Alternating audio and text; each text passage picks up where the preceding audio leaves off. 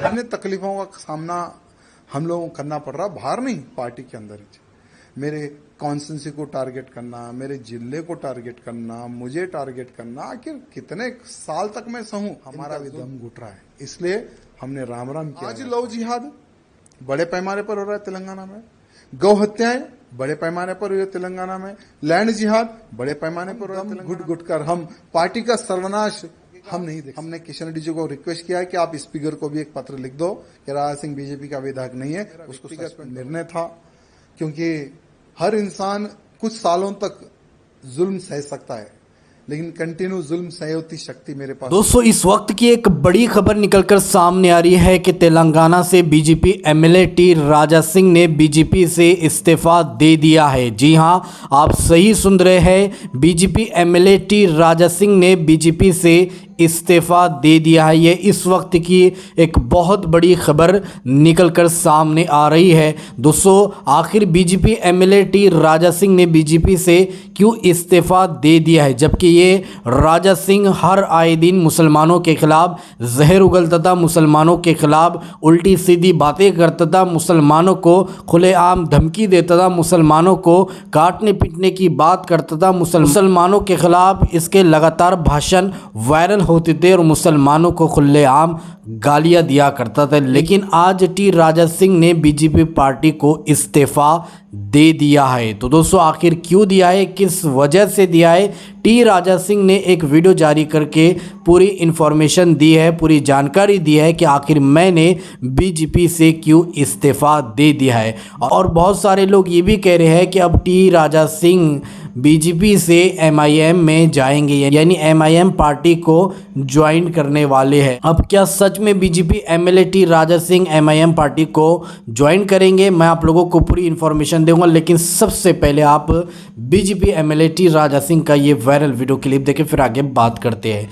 हर बार party को यहाँ बताते हैं कि तेलंगाना में भारतीय जनता पार्टी की सरकार बन सकती है, लेकिन तेलंगाना में भारतीय जनता पार्टी की सरकार तभी बनेगी जब हर वो कार्यकर्ता, हर वो नेता सही तरह से काम करेगा। आज बूथ लेवल में हर वो कार्यकर्ता पूरी जान लगाकर भारतीय जनता पार्टी के समर्थन में वोट दिलवा रहा है, कार्य कर रहा है। लेकिन जब कोई बड़े पद का जब चयन होने का जब समय आता है, जब तेलंगाना राज्य के प्रेसिडेंट का डिक्लेरेशन का जब समय आता है, तो कम से कम पार्टी यहां नहीं सोचती कि हमें कैसा प्रेसिडेंट बनाना चाहिए। हम बार बार यही बोल रहे थे कि भाई बूथ कार्यकर्ता से लेकर अधिकारी तक चर्चा होनी चाहिए। चर्चा होने के बाद में हमें एक ऐसा प्रेसिडेंट चाहिए जो एग्रेसिव हो। यहाँ तेलंगाना में हिंदू मुस्लिम भाई भाई वाली राजनीति नहीं चलती है, तेलंगाना में सिर्फ हिंदुइज्म चलता है। और जो हिंदुत्व की बात करता है ना, तेलंगाना की जनता उसको सर पर बिठाकर आगे चलती है। चाहे हमारे प्रधानमंत्री मोदी जी हो, हमारे अमित भाई जी हो, जेपी नड्डा जी हो, उन्होंने कईयों सभाएं तेलंगाना में की है। हर सभा में हजारों की संख्या में, लाखों की संख्या में उनकी सभाओं में कार्यकर्ता आते हैं यहां सुनने के लिए कि देश धर्म समाज के लिए आज भारतीय जनता पार्टी क्या कर रही है और क्या करेगी। वहां संदेश सुनने के लिए सभी कार्यकर्ता आते हैं। और आज भी हम भारतीय जनता पार्टी से जुड़े हुए तो हमारे प्रधानमंत्री नरेंद्र मोदी जी को देखकर, अमित भाई जी को देखकर, योगी जी को देखकर, नड्डा जी को देखकर, उनके कार्य को देखकर 2014 में भारतीय जनता पार्टी में हम सम्मिलित हुए। लेकिन दुर्भाग्य देखिए, 2014 से लेकर आज तक इतने तकलीफों का सामना हम लोगों को करना पड़ रहा, बाहर नहीं, पार्टी के अंदर ही। मेरे कॉन्स्टिट्यूंसी को टारगेट करना, मेरे जिले को टारगेट करना, मुझे टारगेट करना, आखिर कितने साल तक मैं सहूं इनका जुल्म। आज देखिए, जब पार्टी प्रेसिडेंट के नॉमिनेशन का आप जो सो नोटिफिकेशन आप डिक्लेयर करते हैं, जब हम जाते हैं भाई हम भी प्रेसिडेंट के लिए हम पूछना चाहते हैं, तो लगभग जो 10 लोगों का जो साइन चाहिए वो 10 के 10 लोगों को डरा के भगा देते हैं। यानी ऑलरेडी ये लोग जो डिसाइड कर लिए उसको हम प्रेसिडेंट बनाएंगे, ऐसा ये लोग डिसाइड कर लिए। हम क्या चाहते हैं, तेलंगाना की जनता प्रधानमंत्री मोदी जी के मार्गदर्शन पर चलने को तैयार है, अमित शाह जी के मार्गदर्शन पर चलने को तैयार है। योगी आदित्यनाथ जी को एक आइडल मारती है जनता यहाँ की। लेकिन दुर्भाग्य क्या है, हम ऐसे काम करेंगे जो प्रेसिडेंट कोई काम ही ना करे, कोई निर्णय ना ले, हम जो बोले प्रेसिडेंट वही काम करेगा, उठो बोलो तो उठो, बैठो बैठो बैठो, ऐसा ही प्रेसिडेंट का अगर आप चयन करेंगे तो कोई कार्यकर्ता पार्टी में काम नहीं करेगा। हमारा भी दम घुट रहा है, इसलिए हमने राम राम किया है आज पार्टी को। लेकिन एक बात है, भले हम बीजेपी पार्टी में रहो या ना रहो, लेकिन मोदी जी के, योगी जी के, अमित भाई जी के हम कट्टर समर्थक रहेंगे और बिना पार्टी में रहे हम मोदी जी के कार्यों को, अमित शाह जी के कार्यों को, योगी जी के कार्यों का हम प्रचार करते रहेंगे, भले हम पार्टी में रहो या ना रहो। ये कार्यकर्ताओं की डिमांड है। कई महीनों से कार्यकर्ता कैसा प्रेसिडेंट चाह रहे थे जो हिंदूवादी हो, जो हिंदुत्व करे, जो हमारे कार्यकर्ताओं की सुने। आज लव जिहाद बड़े पैमाने पर हो रहा है तेलंगाना में, गौ हत्याएं बड़े पैमाने पर हुई है तेलंगाना में, लैंड जिहाद बड़े पैमाने पर हो रहा है तेलंगाना में। भाई उसको रोकने के लिए कौन रोकेगा? लोग बोलते कि भारतीय जनता पार्टी के अलावा कोई नहीं रोक सकेगा। भारतीय जनता पार्टी की सरकार आएगी तो ही तेलंगाना का हिंदू सुरक्षित रहेगा। लेकिन भारतीय जनता पार्टी की सरकार कैसे आएगी? क्योंकि कुछ जो लोग है ना, जो एक नाग की तरह पार्टी को घेर कर बैठे हैं, कुछ लोग। ये कुछ लोगों का इलाज जब तक केंद्र के जो हमारे अधिकारीगण हैं, जब तक ये कुछ लोगों का इलाज नहीं करेंगे ना, ठीक है, आज चलो हम तो पार्टी को छोड़ दिए, हमारा कोई वजूद था ना है ना रहेगा।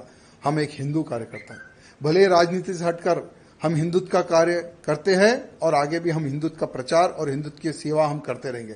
लेकिन उन कार्यकर्ताओं का विचार करने की आवश्यकता है जो एक विश्वास के तौर पर भारतीय जनता पार्टी से जुड़े हुए हैं। इसलिए हमारे प्रधानमंत्री मोदी जी से, अमित शाह जी से निवेदन करना चाहूंगा कि पूर्ण एक बार विचार करें और भारतीय जनता पार्टी का अध्यक्ष कैसा होना चाहिए, ये मैं नहीं, हर वो बूथ कार्यकर्ता, हर वो अधिकारी, हर वो जो पार्टी के लिए जो खून बहा है, उनका एक समावेश, एक मीटिंग करने के बाद में उन कार्यकर्ताओं का आप इलेक्शन कीजिए, उन कार्यकर्ताओं से आप प्रपोजल लीजिए, तब देखिए कैसा प्रेसिडेंट यहाँ के बीजेपी के कार्यकर्ता, बूथ कार्यकर्ता चाहते हैं। ये हमारे केंद्र के अधिकारियों को पता चलेगा। आपका आगे कार्रवाई कैसे होने वाली है? देखिए, कुछ नहीं, हमने किशन रेड्डी जी को यहाँ कहा कि आपके ही हाथों से हम पार्टी में ज्वाइन हुए थे 2014 में और आपके ही हाथों में हम रिजाइन दे रहे हैं, हम पार्टी के बाहर जा रहे हैं। क्योंकि ये मोनोपोली जब तक पार्टी में बंद नहीं होगी तब तक पार्टी सत्ता में नहीं आएगी और हम दम घुट कर हम पार्टी का सर्वनाश हम नहीं देख सकते।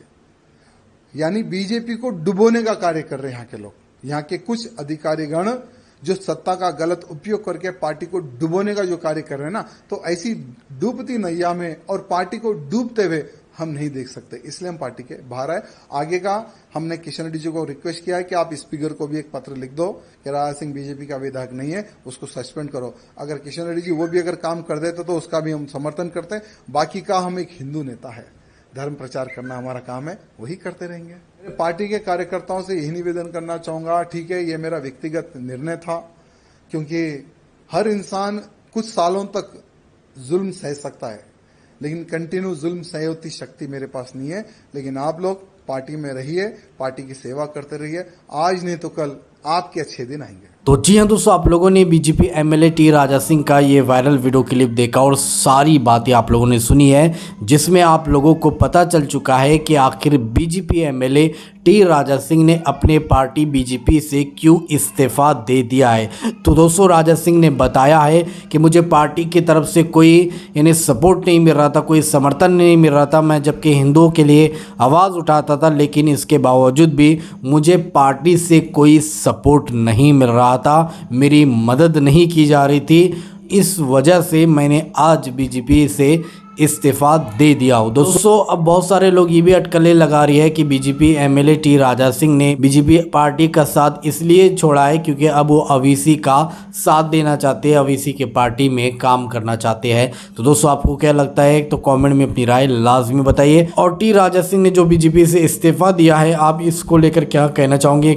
आपके इस बारे में क्या राय, तो कमेंट में अपनी राय लाजमी बताइए। तो चलिए दोस्तों, अगली वीडियो में मिलते हैं, जब तक अपना ख्याल रखिए, शुक्रिया।